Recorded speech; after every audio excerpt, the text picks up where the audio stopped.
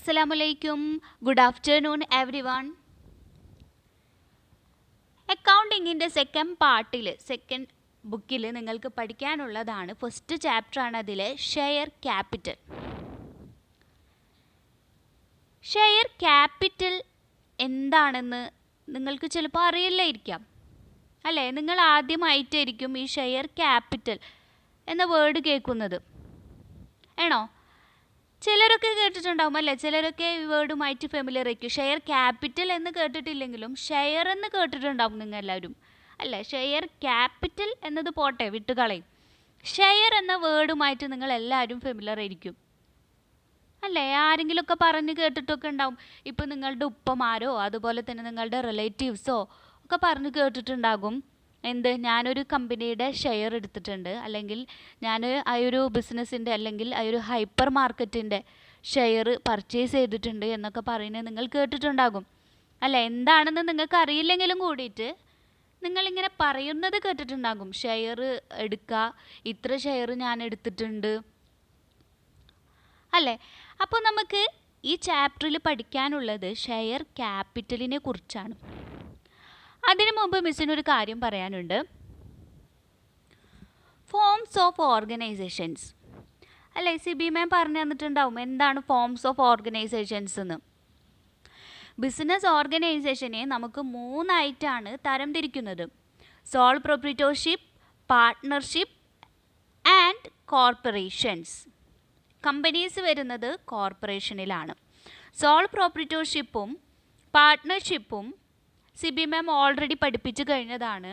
അതിൻ്റെ accounting treatment എല്ലാം നിങ്ങൾ പഠിച്ചു കഴിഞ്ഞതാണ്.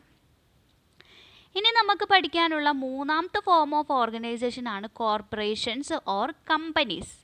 കമ്പനീസ് എന്നാണ് നിങ്ങളുടെ ടെക്സ്റ്റിൽ തന്നിട്ടുള്ളത്. നിങ്ങളുടെ ടെക്സ്റ്റ് ബുക്കിൽ ക്ലിയർ ആയിട്ട് പറഞ്ഞിട്ടുണ്ട്, the third form of business organisation is company. അപ്പോൾ കമ്പനിയിൽ എന്താണ് കമ്പനി? കമ്പനിയുടെ ഫീച്ചേഴ്സ് എന്താണ്? കമ്പനിയും ഈ ഷെയറും ഷെയർ ക്യാപിറ്റലും തമ്മിലുള്ള റിലേഷൻ എന്താണ്? ഇതൊക്കെ നമുക്ക് പഠിക്കേണ്ടേ? അപ്പോൾ ആദ്യം നിങ്ങൾ മനസ്സിലാക്കി വെക്കുക, നിങ്ങൾ പഠിച്ചു വന്നതിൻ്റെ ഒരു കണ്ടിന്യൂവേഷനാണ് ഈ ചാപ്റ്റർ. ആദ്യം പഠിച്ചത് പാർട്ട്ണർഷിപ്പ് അല്ലേ? സോൾ പ്രൊപ്രൈറ്റർഷിപ്പ് പഠിച്ചു, പാർട്ട്ണർഷിപ്പ് പഠിച്ചു. അത് കഴിഞ്ഞിട്ട് ഇനി നിങ്ങൾ പഠിക്കാൻ പോകുന്നത് കമ്പനി എന്ന മൂന്നാമത്തെ form of ഓർഗനൈസേഷനാണ്.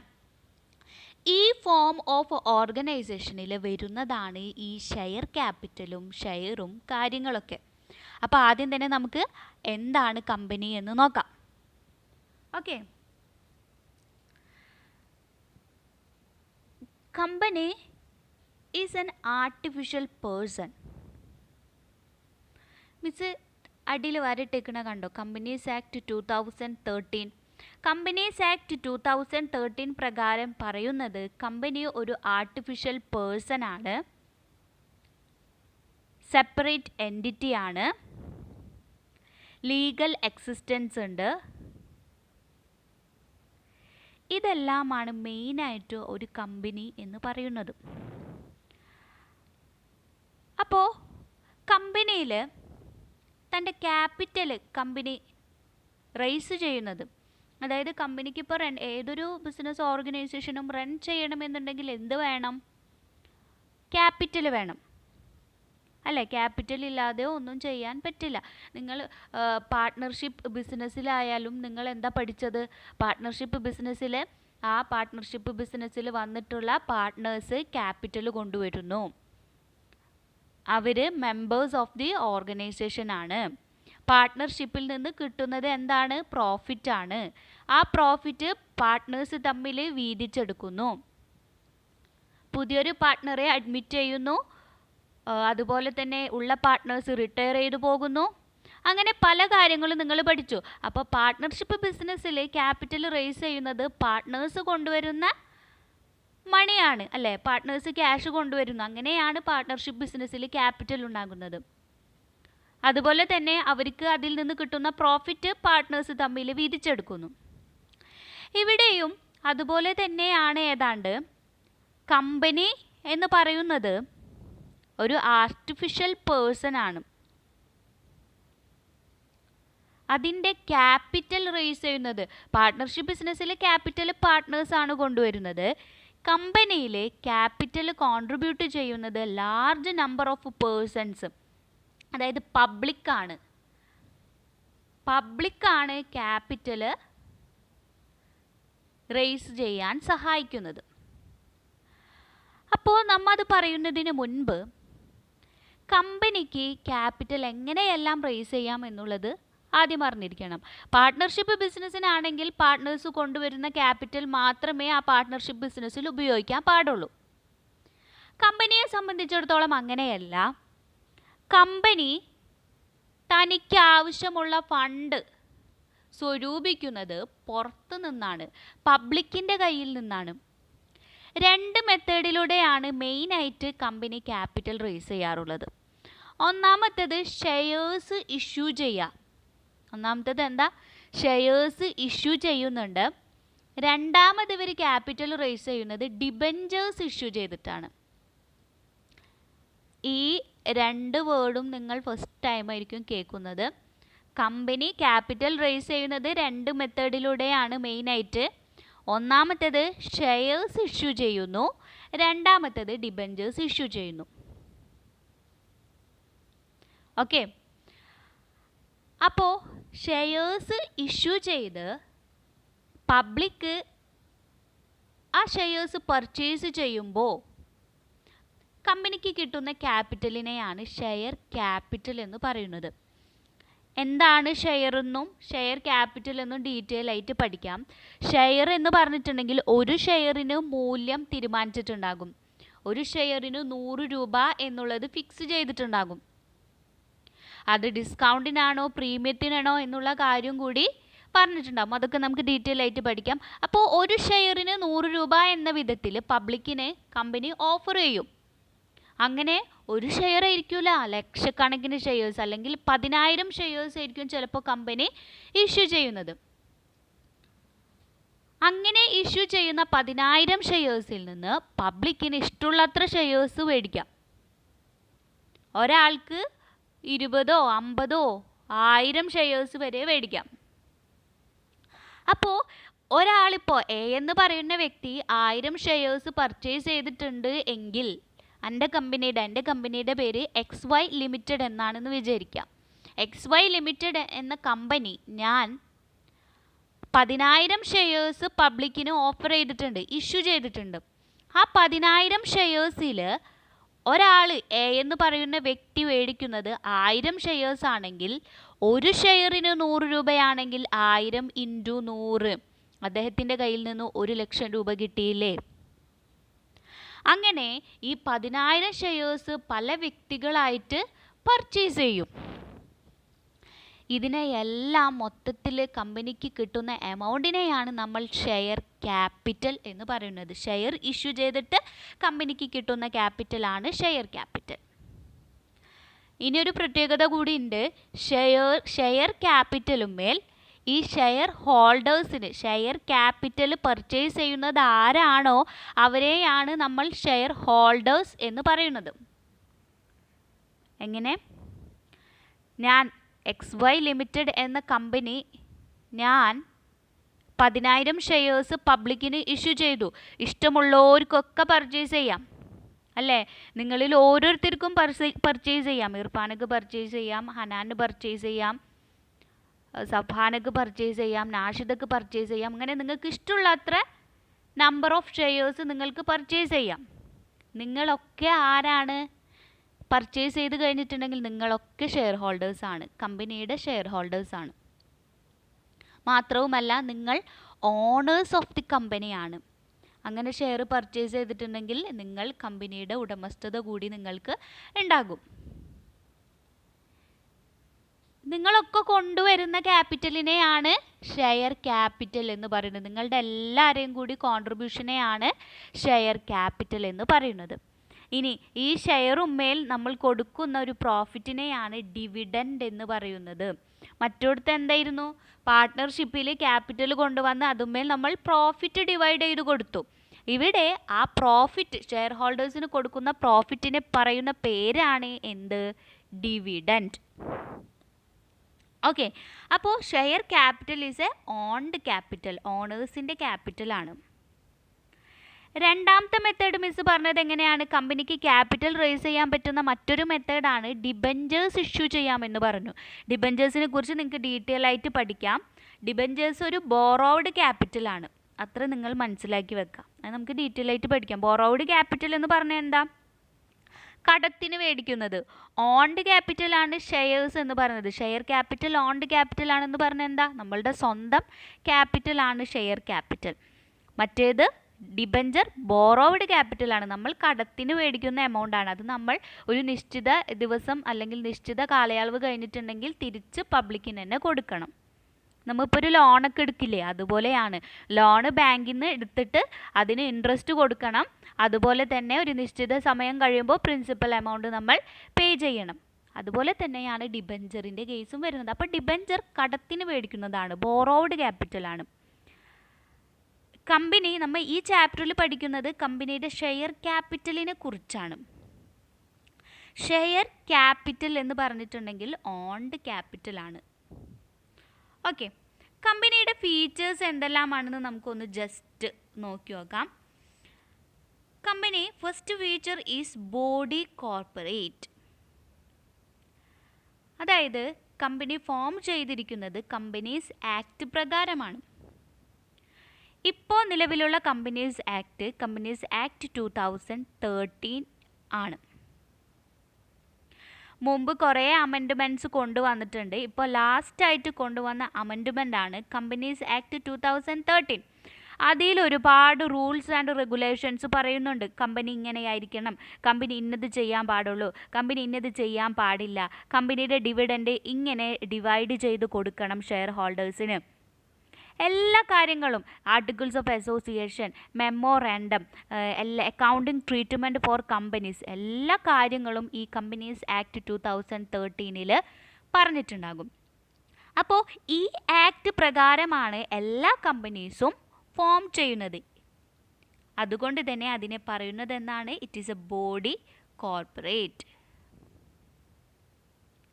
All the companies are formed and registered under companies law except in the case of banking and insurance companies. Banking and insurance companiesന് സെപ്പറേറ്റ് ലോ ഉണ്ട്. അവർ അത് പ്രകാരമായിരിക്കും രജിസ്റ്റർ ചെയ്യുന്നതും ഫോം ചെയ്യുന്നതും. ബാക്കി എല്ലാ കമ്പനീസും, ബാങ്കിങ് ഇൻഷുറൻസ് കമ്പനീസ് ഒഴിച്ചിട്ടുള്ള എല്ലാ കമ്പനീസും companies act 2013 പ്രകാരമാണ് രജിസ്റ്റർ ചെയ്യുന്നത്. ആൻഡ് സെക്കൻഡ് ഫീച്ചർ നോക്കാം, separate legal entity, which means the company is separate from its members. ആരാ മെമ്പേഴ്സ് ഓഫ് ദി കമ്പനി എന്ന് പറയുന്നത്? മിസ് പറയാൻ മറന്നുപോയി.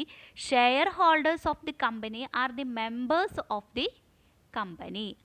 ഷെയർസ് പർച്ചേസ് ചെയ്തത് ആരാണോ, കമ്പനി ഓഫർ ചെയ്ത ഷെയർ ആരൊക്കെ പർച്ചേസ് ചെയ്തിട്ടുണ്ടോ, പറഞ്ഞില്ലേ നേരത്തെ, ഇർഫാന, നാഷിദ, ഹനാൻ, സഫഹാന, ഇങ്ങനെ കുറേ പേര് കൂടിയിട്ടായിരിക്കും കമ്പനിയുടെ ഷെയർസ് പർച്ചേസ് ചെയ്തിട്ടുണ്ടാകുക.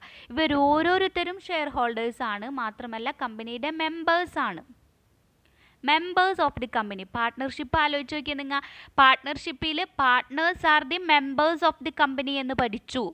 കമ്പനിയിൽ shareholders are the members of the company. അപ്പോൾ ഈ കമ്പനിയുടെ മെമ്പേഴ്സ് അല്ലെങ്കിൽ ഷെയർ ഹോൾഡേഴ്സിൽ നിന്നും വേറിട്ട് നിൽക്കുന്നതാണ് കമ്പനി എന്ന് പറയുന്നത്. അതായത് it has A separate legal entity എന്നാണ് പറയുന്നത്. സെപ്പറേറ്റ് ലീഗൽ എൻറ്റിറ്റി എന്ന് പറഞ്ഞാൽ എന്താണ്? കമ്പനിയുടെ പേരിൽ നമുക്കൊരു കേസ് ഫയൽ ചെയ്യാം, അതുപോലെ തന്നെ നമുക്ക് ക്ലെയിമുകൾ കമ്പനിയുടെ മേലിൽ ചോദിക്കാം. ഇതൊക്കെയാണ് കോർട്ടിൽ പോയിട്ട് നമുക്ക് കമ്പനിയുടെ പേരിൽ കേസ് ഫയൽ ചെയ്യാം, ഷെയർ ഹോൾഡേഴ്സിൻ്റെ പേരിലല്ല. Company is distinct from its members or shareholders. Company വേറെയാണ്, ഷെയർ ഹോൾഡേഴ്സ് വേറെയാണ്. ഓക്കെ, അപ്പോൾ കമ്പനി ഈ ഷെയർ ഹോൾഡേഴ്സിൻ്റെ കയ്യിൽ നിന്ന് ഷെയർസ് അല്ലെങ്കിൽ ക്യാപിറ്റൽ റേസ് ചെയ്യുന്നുണ്ട് അല്ലേ? മിസ്സാണിപ്പോൾ കമ്പനി എന്ന് പറഞ്ഞു. മിസ്സ് ബാക്കിയുള്ള എല്ലാവരുടെ കയ്യിൽ നിന്നും എന്ത് മേടിക്കുന്നുണ്ട്? ഷെയർസ് ഇഷ്യൂ ചെയ്തിട്ട് ക്യാഷ് മേടിക്കുന്നുണ്ട്, ക്യാപിറ്റലായിട്ട് എൻ്റെ കയ്യിൽ വെക്കുന്നുണ്ട്. ഇതിന് പകരം ഞാൻ എന്ത് കൊടുക്കണം? ഡിവിഡൻഡ് കൊടുക്കണം. ക്യാപിറ്റലുമേൽ ഇൻട്രസ്റ്റ് കൊടുക്കണം. നിങ്ങൾ പഠിച്ചിട്ടുണ്ടാവും പ്രോഫിറ്റ് ആൻഡ് ലോസ് അക്കൗണ്ടിൽ ഇൻട്രസ്റ്റ് ഓൺ ക്യാപിറ്റൽ എന്ന് പഠിച്ചൊരു സംഭവം നിങ്ങൾ പഠിച്ചിട്ടുണ്ടാകും. അപ്പോൾ ക്യാപിറ്റലുമേൽ ഇൻട്രസ്റ്റ് കൊടുക്കണം. അപ്പോൾ എന്താണ് അവിടെ പറയുന്നത്? അക്കൗണ്ടിങ് ട്രീറ്റ്മെൻറ്റ് അല്ലെങ്കിൽ അക്കൗണ്ടൻസിയിൽ എന്താ, കമ്പനി വേറെയാണ്, മെമ്പേഴ്സ് അല്ലെങ്കിൽ ഷെയർ ഹോൾഡേഴ്സ് വേറെയാണ്. ഇതാണ് സെപ്പറേറ്റ് ലീഗൽ എൻറ്റിറ്റി എന്നതുകൊണ്ട് ഉദ്ദേശിക്കുന്നത്.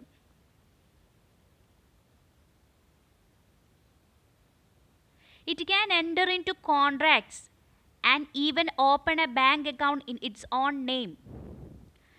കമ്പനിക്ക് തൻ്റെ സ്വന്തം പേരിൽ ബാങ്ക് അക്കൗണ്ട് ഓപ്പൺ ചെയ്യാം, അല്ലാതെ ഷെയർ ഹോൾഡേഴ്സിൻ്റെ പേരിലല്ല. അപ്പോൾ എത്ര ഷെയർ ഹോൾഡേഴ്സ് ഉണ്ടാകും? കുറേ ഷെയർ ഹോൾഡേഴ്സ് ഉണ്ടാവില്ലേ? അപ്പോൾ എല്ലാവരുടെ പേരിലും ബാങ്ക് അക്കൗണ്ട് തുടങ്ങിയിട്ടുണ്ടെങ്കിൽ ശരിയാവോ? ഇല്ല. കമ്പനിയെ നമ്മൾ സെപ്പറേറ്റ് ചെയ്ത് നിർത്തുന്നു. അപ്പോൾ മിസ്സിൻ്റെ പേരിലാണ് മിസ്സ് എന്ത് ചെയ്യുക?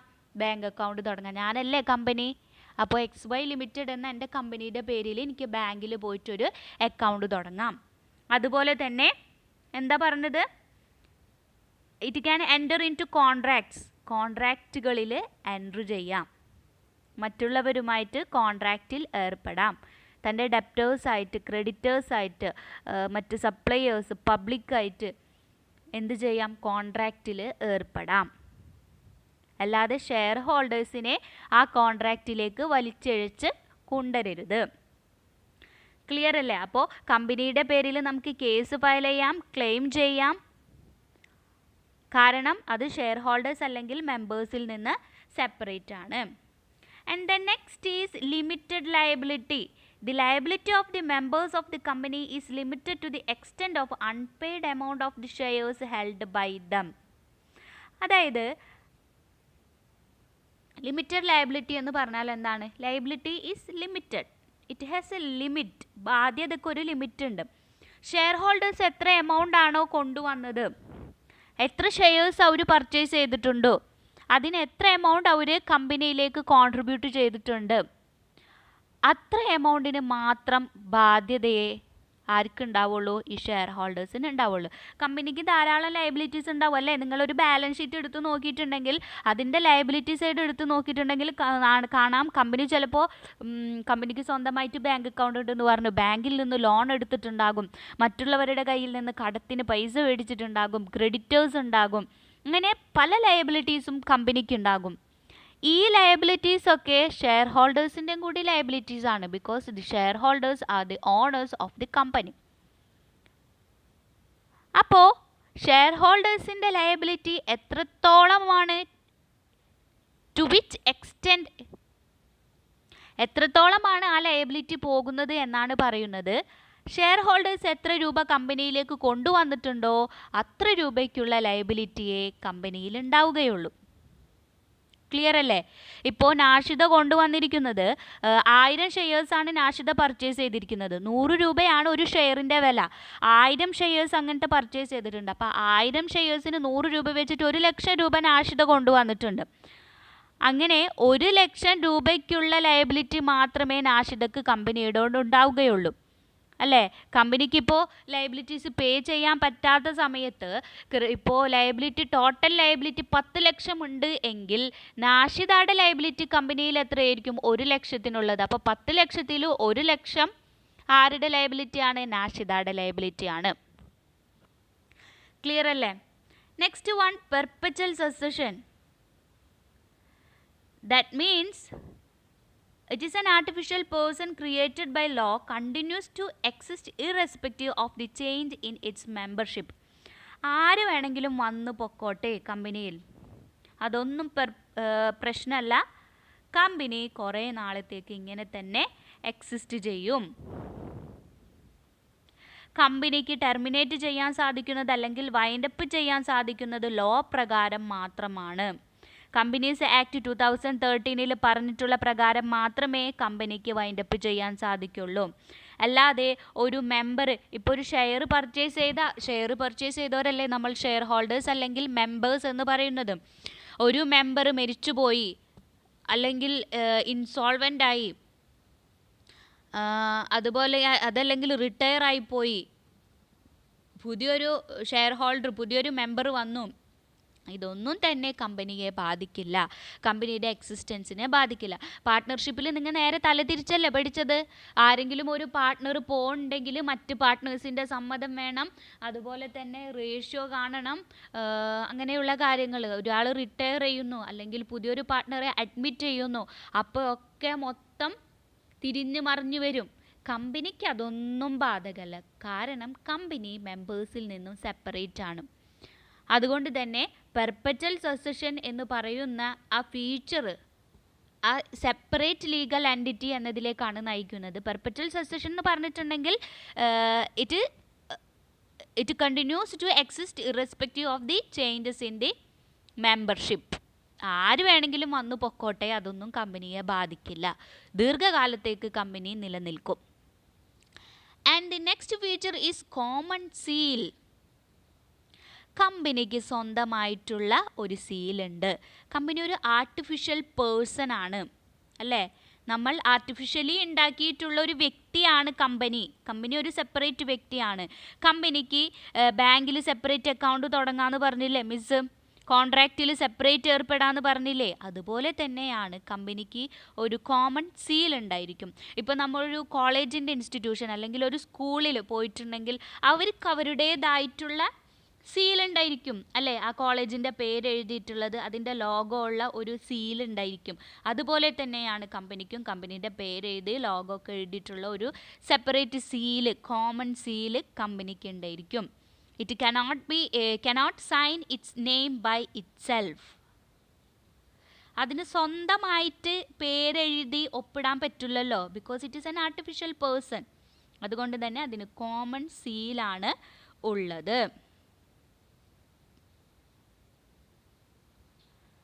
And transferability of shares. കമ്പനിക്ക് തൻ്റെ ഷെയർസ് ട്രാൻസ്ഫർ ചെയ്യാം. തൻ്റെ കയ്യിലുള്ള ഷെയർസ് കമ്പനിക്ക് വേറെ ആർക്ക് വേണമെങ്കിലും ട്രാൻസ്ഫർ ചെയ്യാം. In A public limited company the shares are freely transferable. എന്താണ് പബ്ലിക് ലിമിറ്റഡ് കമ്പനി എന്നും പ്രൈവറ്റ് ലിമിറ്റഡ് കമ്പനി എന്നും ഡീറ്റെയിൽ ആയിട്ട് പഠിക്കാം.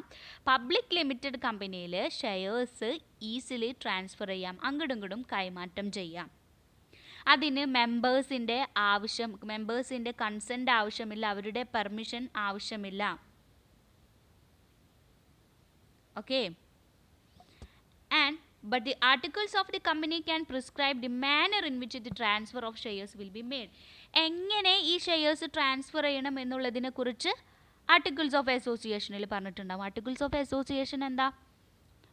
കമ്പനിയുടെ റെക്കോർഡ്സ് ആണ് ആർട്ടിക്കിൾസ് ഓഫ് അസോസിയേഷനും മെമ്മോറാൻഡം ഓഫ് അസോസിയേഷൻ എന്നൊക്കെ പറയുന്നത്. അങ്ങനെ കമ്പനിക്കിപ്പോൾ എൻ്റെ കയ്യിലുള്ള, ഞാനൊരു ഷെയർ ഹോൾഡറാണ്, ഹനാൻ ഒരു ഷെയർ ഹോൾഡറാണ്, ഞാൻ കമ്പനിയല്ലേ, സോറി, ഹനാൻ ഒരു ഷെയർ ഹോൾഡറാണ്, കമ്പനിയുടെ ഷെയർസ് പർച്ചേസ് ചെയ്തിട്ടുണ്ട്. ഹനാന് ആ ഷെയർ കൊണ്ടുപോയിട്ട് ആർക്ക് കൊടുക്കാം? ഫാത്തിമയ്ക്ക് കൊടുക്കാം. ഹനാൻ ആ ഷെയർ ആരോടും ചോദിക്കേണ്ട കാര്യമില്ല, കമ്പനിയോട് ചോദിക്കേണ്ട കാര്യമില്ല. കമ്പനി ഞാൻ ഈ ഷെയർ ട്രാൻസ്ഫർ ചെയ്തോട്ടെ എന്ന് ചോദിക്കേണ്ട കാര്യമില്ല. There is no need for the permission from the company. അതുപോലെ തന്നെ മറ്റു മെമ്പേഴ്സ് നാഷിദനോട് ചോദിക്കേണ്ട, ഇർഫാനോട് ചോദിക്കേണ്ട, ഞാൻ ഈ ഷെയർ ട്രാൻസ്ഫർ ചെയ്തോട്ടെ എന്ന് വേണ്ട, അതിൻ്റെ കാര്യമില്ല. എനിക്കെന്താണോ, ഹനാനിന് എന്താണോ തോന്നുന്നത്, ആ വ്യക്തിക്ക് ആർക്കാണോ ട്രാൻസ്ഫർ ചെയ്യാൻ തോന്നുന്നത് ആ വ്യക്തിക്ക് ട്രാൻസ്ഫർ ചെയ്യാം, ആരുടെയും പെർമിഷൻ വേണ്ട. പക്ഷേ എങ്ങനെ ട്രാൻസ്ഫർ ചെയ്യണം എന്നുള്ളത് ആർട്ടിക്കിൾസ് ഓഫ് അസോസിയേഷനിൽ പറഞ്ഞിട്ടുണ്ടാകും. And last feature, may sue or be sued. Miss പറഞ്ഞു കമ്പനി ഒരു ലീഗൽ പേഴ്സൺ ആണ്, അതിന് സ്വയമായിട്ട് കോൺട്രാക്റ്റിൽ ഏർപ്പെടാം, കോൺട്രാക്ച്വൽ റൈറ്റ്സ് എൻഫോഴ്സ് ചെയ്യാം. ഒരു കോൺട്രാക്റ്റിന് എന്തെല്ലാം റൈറ്റ് ഉണ്ടോ, എന്തെല്ലാം ഒബ്ലിഗേഷൻസ് ഉണ്ടോ, അതെല്ലാം എൻഫോഴ്സ് ചെയ്യാം ഈ കമ്പനിയുടെ പേരിൽ. And it can sue and be sued in its name. If there is a breach of contract by the company. Miss നേരത്തെ പറഞ്ഞില്ലേ സെപ്പറേറ്റ് ലീഗൽ എൻറ്റിറ്റി ആണെന്ന്. സെപ്പറേറ്റ് ലീഗൽ എൻറ്റിറ്റി ഉള്ളത് കൊണ്ട് കമ്പനിയുടെ പേരിൽ നമുക്ക് കേസ് ഫയൽ ചെയ്യാമെന്ന് പറഞ്ഞു. അതുപോലെ തന്നെ ക്ലെയിംസ് ഉണ്ടെങ്കിൽ കമ്പനിയുടെ പേരിൽ അത് ഫയൽ ചെയ്യാം എന്ന് പറഞ്ഞു. അതുപോലെ തന്നെയാണ് ഇപ്പോൾ കമ്പനി ഒരു കോൺട്രാക്റ്റിൽ അതുപോലെ തന്നെ മിസ് പറഞ്ഞില്ലേ സെപ്പറേറ്റ് കോൺട്രാക്റ്റിൽ സ്വയം ഏർപ്പെടാം, ബാങ്കിൽ അക്കൗണ്ട് തുടങ്ങാം കമ്പനിയുടെ പേരിൽ. അപ്പോൾ കമ്പനി ഇങ്ങനെ എന്തെങ്കിലും ഒരു കോൺട്രാക്റ്റിൽ ഏർപ്പെട്ടിട്ട് ബ്രീച്ച് ഓഫ് കോൺട്രാക്റ്റ് നടക്കുകയാണ്, കമ്പനിക്ക് ആ കോൺട്രാക്റ്റിൽ പറഞ്ഞ പ്രകാരം കാര്യങ്ങൾ ചെയ്യാൻ പറ്റിയില്ല, ആ കോൺട്രാക്റ്റ് എൻഫോഴ്സ് ചെയ്യാൻ പറ്റിയില്ല എന്നുണ്ടെങ്കിൽ അവിടെ ബ്രീച്ച് ഓഫ് കോൺട്രാക്റ്റ് നടന്നു. എന്താണ്? കോൺട്രാക്റ്റ് വയലേറ്റ് ചെയ്തു. അങ്ങനെ വയലേറ്റ് ചെയ്യുകയാണെങ്കിൽ മറ്റേ ആൾക്ക് എന്ത് ചെയ്യാം? കോൺട്രാക്റ്റ് എന്ന് പറഞ്ഞാൽ എന്താ? രണ്ടുപേര് തമ്മിലുള്ളൊരു എഗ്രിമെൻ്റാണ്. കമ്പനിയും വേറൊരു വ്യക്തിയും തമ്മിലുള്ള എഗ്രിമെൻറ്റിനെയാണ് നമ്മൾ കോൺട്രാക്റ്റ് എന്ന് പറയുന്നത്. അപ്പോൾ ഈ കോൺട്രാക്റ്റ് പ്രകാരം കമ്പനിക്ക് കൃത്യസമയത്ത് കാര്യങ്ങൾ ചെയ്യാൻ സാധിച്ചില്ല എന്നുണ്ടെങ്കിൽ മറ്റേയാൾ എന്ത് ചെയ്യും? കോർട്ടിൽ പോയിട്ട് കേസ് ഫയൽ ചെയ്യും. അതാണ് പറയുന്നത് may zoo or be SUD. അതുപോലെ തന്നെ കമ്പനി പറഞ്ഞ പ്രകാരം മറ്റേയാൾക്ക് അയാളുടെ ഒബ്ലിഗേഷൻ ചെയ്യാൻ പറ്റിയില്ല എന്നുണ്ടെങ്കിൽ കമ്പനിക്ക് അയാളുടെ പേരിൽ പോയിട്ട് കമ്പനിയുടെ പേരിൽ പോയിട്ട് എന്ത് ചെയ്യാം? കേസ് ഫയൽ ചെയ്യാം. അയാൾക്ക് കമ്പനിയുടെ പേരിലും കേസ് ഫയൽ ചെയ്യാം. അങ്ങടും ഇങ്ങടും കേസ് ഫയൽ ചെയ്യാം in the name of the company. ഇത്രയും കാര്യങ്ങളാണ് കമ്പനി ആൻഡ് കമ്പനിയുടെ ഫീച്ചേഴ്സിൽ പറയുന്നത്. അപ്പോൾ നിങ്ങളുടെ ഒരു ഔട്ട്ലൈൻ കിട്ടിയിട്ടുണ്ടാവില്ലേ നിങ്ങൾക്ക്? മൂന്നാമത്തെ ഫോം ഓഫ് ഓർഗനൈസേഷൻ ആണ് കമ്പനി. ഫസ്റ്റ് നിങ്ങൾ സോൾ പ്രൊപ്രൈറ്റർഷിപ്പ്, പാർട്ട്ണർഷിപ്പ് പഠിച്ചു. ഇനി മൂന്നാമത്തെ ഫോമാണ് കമ്പനി. കമ്പനിയിൽ 2 തരത്തിലാണ് ക്യാപിറ്റൽ റേസ് ചെയ്യുന്നത്. ഒന്ന് ഷെയർസ് ഇഷ്യൂ ചെയ്യുന്നു, അതിനെ നമ്മൾ ഷെയർ ക്യാപിറ്റൽ എന്ന് പറയുന്നു. 2 ക്യാപിറ്റലും നമ്മൾ റേസ് ചെയ്യുന്നത് പബ്ലിക്കിൽ നിന്നാണ്. ഒന്നാമത്തേത് ഷെയർസ് ഇഷ്യൂ ചെയ്ത് അതിനെ നമ്മൾ ഷെയർ ക്യാപിറ്റൽ എന്ന് പറയുന്നു. അത് ഓൺഡ് ക്യാപിറ്റലാണ്. അങ്ങനെ പർച്ചേസ് ചെയ്യുന്ന ഷെയർസിനെ, ആ വ്യക്തികളെ നമ്മൾ ഷെയർ ഹോൾഡേഴ്സ് എന്ന് പറയുന്നു. അവരാണ് കമ്പനിയുടെ മെമ്പേഴ്സ്, അവരാണ് കമ്പനിയുടെ ഓണേഴ്സ്. രണ്ടാമത് നമ്മൾ ഡിബെഞ്ചർ ഇഷ്യൂ ചെയ്യുന്നുണ്ട്, അതിനെക്കുറിച്ച് ഡീറ്റെയിൽ ആയിട്ട് പഠിക്കാം. അതുപോലെ തന്നെ കമ്പനീസ് ആക്ട് 2013 പ്രകാരമാണ് കമ്പനികളെല്ലാം ഫോം ചെയ്യുന്നതും രജിസ്റ്റർ ചെയ്യുന്നതും, ബാങ്കിങ് ആൻഡ് ഇൻഷുറൻസ് കമ്പനീസ് ഒഴിച്ച്. പിന്നെന്താ മിസ് പറഞ്ഞത്? It is an artificial person ആണ് കമ്പനി. നമ്മൾ കൃത്രിമമായിട്ട് ഉണ്ടാക്കിയിട്ടുള്ള ഒരു വ്യക്തിയാണ് കമ്പനി. അതുപോലെ തന്നെ കമ്പനിയുടെ പേരിൽ നമുക്ക് കേസ് ഫയൽ ചെയ്യാം. സെപ്പറേറ്റ് ലീഗൽ എൻറ്റിറ്റി ആണ്. കമ്പനിയുടെ പേരിൽ ബാങ്ക് അക്കൗണ്ട് തുടങ്ങാം. കമ്പനിക്ക് സ്വന്തമായിട്ട് കോൺട്രാക്റ്റിൽ ഏർപ്പെടാം. അതുപോലെ തന്നെ കോമൺ സീൽ ഉണ്ടായിരിക്കണം കമ്പനിക്ക്. പിന്നെ പറഞ്ഞത് എന്താ? ഷെയർ ഹോൾഡേഴ്സിൻ്റെ ലയബിലിറ്റി ലിമിറ്റഡ് ആണ്. പെർപ്പച്വൽ സക്സഷൻ ഉണ്ട്, അതായത് ആര് വന്നു പോയിക്കോട്ടെ മെമ്പേഴ്സ്, കമ്പനിക്ക് അവിടെ നിലനിൽപ്പുണ്ടാകും. കമ്പനി അവിടെ ഒരിക്കലും വൈൻഡപ്പ് ചെയ്യുന്നില്ല. എത്ര മെമ്പേഴ്സ് വന്നാലും എത്ര മെമ്പേഴ്സ് പോയാലും. അതുപോലെ തന്നെ കമ്പനിയുടെ ഷെയർസ് ആരൊക്കെ പർച്ചേസ് ചെയ്തിട്ടുണ്ടോ അവർക്കെല്ലാം ഷെയർസ് മറ്റുള്ളവർക്ക് ട്രാൻസ്ഫർ ചെയ്യാം. ഇങ്ങനെയുള്ള കാര്യങ്ങളൊക്കെയാണ് നമ്മൾ മെയിനായിട്ട് പഠിച്ചത്. ഇനി എന്തിട്ടാ പറയാനുള്ളത്? അപ്പോൾ ഇങ്ങനെയുള്ള ഓരോ ഷെയറിനും കുറേ ഷെയർസ് കൂടിച്ചേരുന്നതാണ് ഷെയർ ക്യാപിറ്റൽ. ഓക്കെ, ഇത്രയും കാര്യങ്ങൾ ക്ലിയർ ആയി എന്ന് വിചാരിക്കുന്നു.